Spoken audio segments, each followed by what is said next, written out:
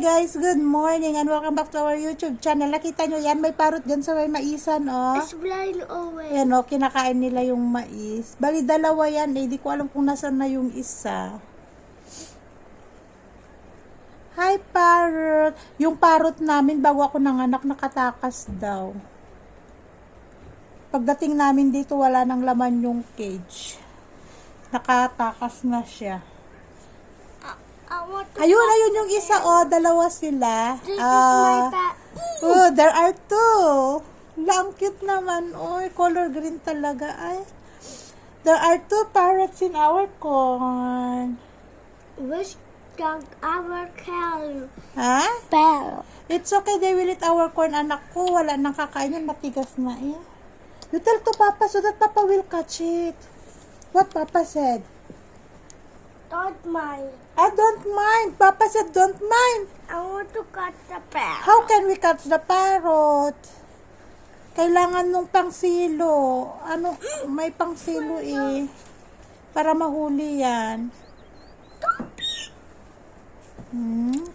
Hi parrot, good morning.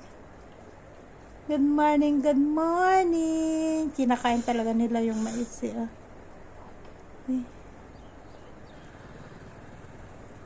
Yan, nag-iyak ang alaga ko kasi sinukat ko yung damit, guys. Eksakto naman, oh. Oh, tingnan nyo, oh, eksakto. And yung shoes niya. Ayan, may nagsuggest na ano daw, i-pictorial ko sa 1 month niya. So, ito yung i-pictorial natin pag nag 1 month si Babo. Kaya lang nag-iyak man. Pero eksakto, oh. Maglalagay lang ako ng t-shirt niya dito. Oh, don't cry na. Iyakin ang bata. Ang haba na niya eh, oh. Haba. So, tinignan ko yung binili namin na happy birthday. Akala ko, hindi ko nabasa guys, na 13 pieces, 16 inches letter, 1 tube. Ang ina-expect ko, isang malaking balloon na may nakasulat na happy birthday. Pa isa-isang letter pala, ayan, oh. Blino na ni Asis. Ayan. So, medyo matagal to kapag ano, happy birthday na ganyan. Pero, yun nga. Pwede siyang isabit. Ayan. Pwede siyang isabit. Kailangan ng string para sabitan ng happy birthday. So, hahanapin ko yung string na happy birthday ni Asher nung isang ano. Pwede nating ilagay na ganito. Yan, pa-balloon. Happy. Takpan muna natin yung picture. Happy birthday. Tapos may curtains tayo. And yun pala guys. Kung bakit nagpre-prepare kami ngayon. Kasi sa English calendar, ito yung curtains na isasabit natin dyan. Kasi nga, sa English calendar, April 16 si Asher. Sa Nepali calendar, Baisak 3. Don't disturb adding. Don't disturb adding. Ngayon, nagkataon ng Baisak 3 ay April 15, bukas. Sabi ni Asis, susundin daw namin ang Nepali calendar. So, bukas ang celebration ni Asis. At ayon, tamang-tama naman, pupunta si Julie kasi nga tutulong siya mag-prepare daw ng mga kakailanganin. Yung paggawa ba ng lumpia at saka ng Shanghai. So, pupunta siya dito. Gagawa na rin ako ng fruits, macaroni salad ngayon para ready na rin bukas. So, ayan yung gagawin. Tapos, ayun, mag-blue-blue siguro ako ng ganito. Ayan, oh. So, habang yung isa, ayun, oh, tahimik. Always dede, always dede. Ha? Stop kissing, Ading. Pinupugpug niya ng kiss. Stop kissing, Ading. Look, oh. Don't mind. Oh, see, now he's crying. Oh, you take care your Ading. You take care your Ading. Now he's crying. Nandito na yung ingredients ng ating macaroni salad. Dala ni Julie. Pabili ako kay Julie sa kaibigan niya sa ano sa Bakular. Ayan. So ito lang yung ilalagay natin. Apple, grapes, green, violet at saka pomegranate lang. May halo lang yung ating macaroni ba. Tapos ito naman yung ating gagawing Shanghai. Wala pang beans. Magpabili na lang ako ng beans kay Asher. Ay kay Asis dyan sa parsa ng beans. Ayan. And yung chicken, nandun na sa ref, titimplahan na lang din yun para at antayin si Aneza para gumawa ng wrapper para sa gawin nating lumpia at saka Shanghai. Bali, nag-start na kaming mag-wrap ng ating Shanghai and gumagawa ako nitong grapes juice at ito yung ginagawa nila Anessa. Nag-start na silang mag-wrap. Ayun guys, hindi pa rin kami tapos sa aming ginagawa. Ito yung para sa lumpia. Ay, para sa spring rolls. At ito naman yung nabalot namin para sa Shanghai. Ayan, bali ito 50 pieces na to. Tapos ito 46 pieces. Tapos meron pang natira ng konti at nagluluto pa si Aneza ng panibagong wrapper ulit. So, nandun sila sa likod, nagluluto ng wrapper. So, wala pa. Hindi pa kami nakatapos para bukas lahat to. And, ayun, mamaya magde-decorate din kami ni Aneza para wala na kaming problemahin bukas. At ito naman yung pakoda ulit na niluto ni Julie. Pakoda ulit yan. So, merienda muna ng konti bago ituloy ulit yung yung ginagawa namin dito. Medyo matagal ito guys, yung paggawa ng wrapper, yun yung medyo matagal kasi. Kaya, kanina pa kami gumagawa nito. So, ito pa lang yung nagagawa namin. Ayan. At nagawa ko na pala yung ating salad. Nandun na sa ref. So, ayan. Kinabit na ni Anessa yung blue na curtains ni Asher. Balik kaming dalawa na lang ni Anessa ang natira dito guys. Kasi umuwi si Julie. Pero babalik si Julie bukas. Kasi kailangan lang daw niya talagang umuwi. Ngayon, hindi siya pwedeng mag-sleep over dito sa bahay. So, yan. Kailangan talian para hindi siya magkabuhol-buhol. Yan.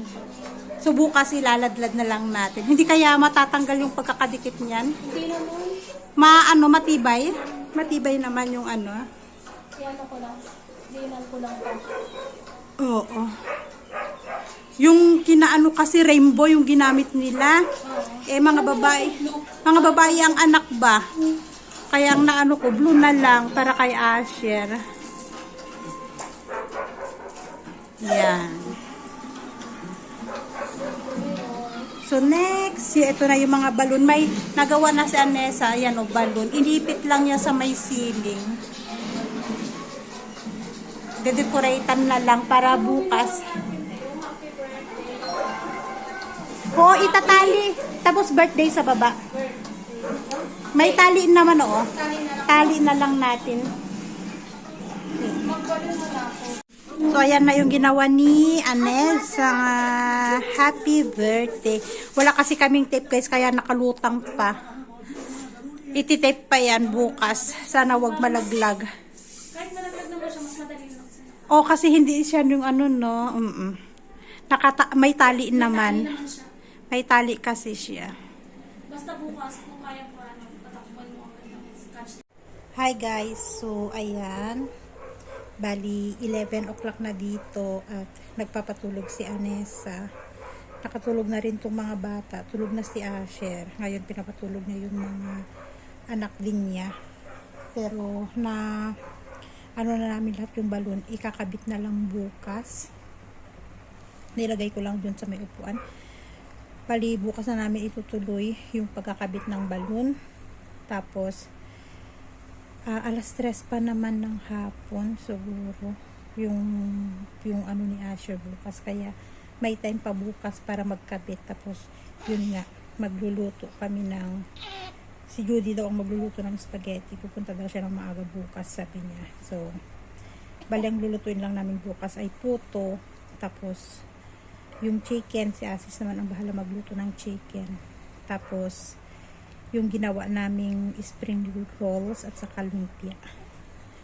So, yun lang yung iluluto bukas. Yun lang yung magiging handa ni Asher. Simple lang ba? Kami-kami lang naman. Kasi, hindi lahat makakapunta ang mga mamsis sa Baratpur. Kasi, si Ruth, yung dalawang anak niya may sakit. Naunang nagkasakit si Rishika. Tapos sumunod si Ria. So, hindi daw siya pwede. At sabi niya ayaw din niya na makahawa siya sa ibang bata. So si Judy, tapos yung dalawang anak niya, si Jen, at saka yung dalawang anak niya din. So bali, dalawa lang ang ina-expect ko na pupunta bukas na magagaling sa Barat Puro nga. Kasi silang dalawa lang naman yung nag-confirm. Si Cecile, hindi yata makalabas. Ayan, si May, may pasok naman. Si Saisha, nasa Lamjung. So, parang gano'n. Hindi sila makakapunta ba. So, dito lang, tapos si Anessa, tapos si Anessa, tapos si Julie bukas. Hindi ko alam kung makakapunta si Josibel din. Kasi, si Josibel kasi namatayan kasi sila Josibel. Kaya, parang, alam niyo yan, pag may namatayan kasi dito, 1 year na bawal mag-celebrate ba. Pero, hindi ko alam kung makakapunta siya bukas. Kasi sa kas kasi nila, may paniniwala din kasi sila na basta ganun, bago sila kumain or tatanggap ng pagkain galing sa ibang tao, parang may ibibigay sa kanila, parang ganun. Yun yung pagkaka-explain sa akin ni Julie kanina. So, titignan natin kung makakapunta siya bukas, si Josibel. And yun, yung mga pinsan ni Asher dito, as usual, yung dito lang, yung mga kapitbahay lang ba dito. So, yun lang. Kaya may chicken din. So, yung spaghetti, spring rolls, ganyan para sa mga Pilipino na pupunta. Hindi na makakapag-pre-chicken. Konti lang talaga yung handa ni Asher, guys. Kasi, kagaya niyan. Nagpapasalamat ako kina Anessa at saka si Julie kasi nagpresenta sila na pumunta dito para tumulong nga na maglagbalot. Kasi yung paggawa ng wrapper nga talagang matrabaho. So sabi ko nga, siguro kung hindi sila nagpresenta na pumunta dito, baka cutting cake lang kami ni Asher. Cutting cake lang ang birthday ni Asher. Tapos konting spaghetti, ganyan lang siguro. Pero yun, pasalamat talaga ako sa dalawa at nagpresenta sila pumunta. Tapos si Judy nga, nagpresenta siya na siya yung magluluto ng spaghetti. Kasi hindi ko talaga kakayanin, guys. Kasi may may inakay. May inakay talaga. Kagaya niyan, nagbabalot sila. Kalalapag ko pa lang dito sa malit, mamaya iiyak na. Halos wala akong matrabaho talaga. Mamaya dede, after 2 hours, dede siya, iiyak, dede, nagpapakarga. Ganyan yung trabaho niya. Kaya, ayun, wala akong masyado, sila yung talagang kumilos kanina para i-prepare yung spring rolls at saka yung Shanghai para bukas talaga. So yun. Saka sabi ni Judy, siya din yung magluluto ng spaghetti. So bukas ang lulutuin lang namin ay yung puto lang. Kami ni Anessa. Tapos yung pagde-decorate, ayan si Anessa naman yung sa pagde-decorate kasi nga karga-karga ko tong maliit. So mahirap kumilos kapag may maliit, pero pasalamat talaga ako sa kanila kasi naandyan sila na handa talagang tumulong, guys. Sa pag-prepare dito sa birthday ni Asher. So yan, yun lang yung ating video for today, guys. So update ko kayo ulit kung ano yung kaganapan bukas. Pero ang sabi ko kasi mga alas 3. Alam nyo yan, yung normal na sa atin sa Pilipinas, ganun kasi mga 3 o'clock. Alam nyo yan, ganun. 3 o'clock talaga yung handaan. So yun, guys. See you tomorrow. Thank you for watching. Bye and God bless us all. Good night, everyone.